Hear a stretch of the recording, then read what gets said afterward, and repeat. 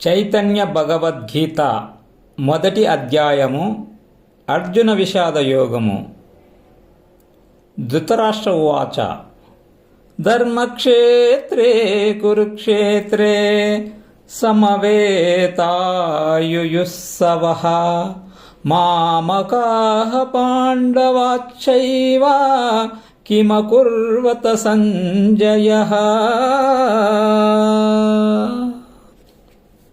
ధృతరాష్ట్రుడు అడుగుతున్నాడు, సంజయ, యుద్ధం చెయ్యాలని మా వాళ్ళు పాండవులు ధర్మక్షేత్రమైన కురుక్షేత్రానికి చేరారు కదా, అక్కడ వాళ్ళు ఏం చేశారు?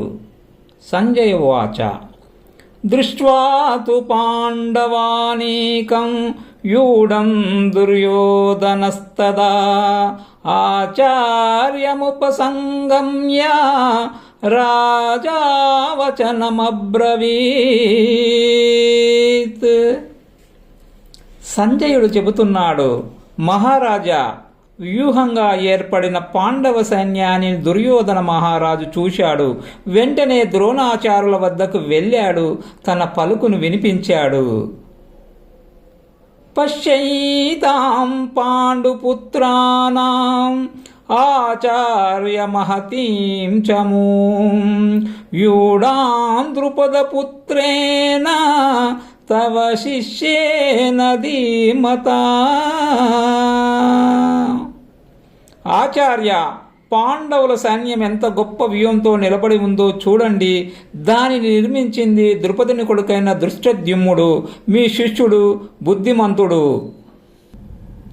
అత్ర శూరా మహేశ్వాసా భీమార్జున సమాయుధి యుయుధానో విరాటచ్చ ద్రుపదశ్చ మహారథః. పాండవ సైన్యంలో భీమార్జునులతో సమానులైన శూరులున్నారు, గొప్ప ధనస్సులు ధరించి ఉన్నారు. సాత్యకి, విరాటరాజు, మహారథుడైన ద్రుపదుడు, ఇంకా దుష్టకేతుశ్చేకితానః కాశీరాజస్య వీర్యవాన్ పురజిత్ కుంతిభోజస్య సైభ్యస్య నరపుంగవః.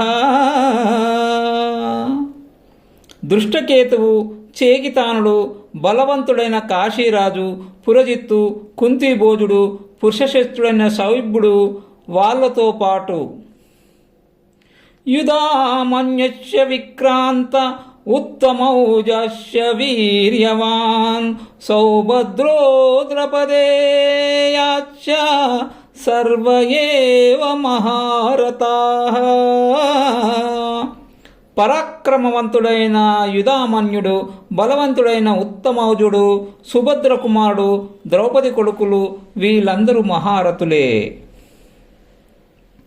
అస్మాకం తు వివిష్టాయే తాన్నిబోధ ద్విజోత్తమ నాయకా మమ సైన్యస్య సంజ్ఞాతం తాన్ బ్రవీమితే.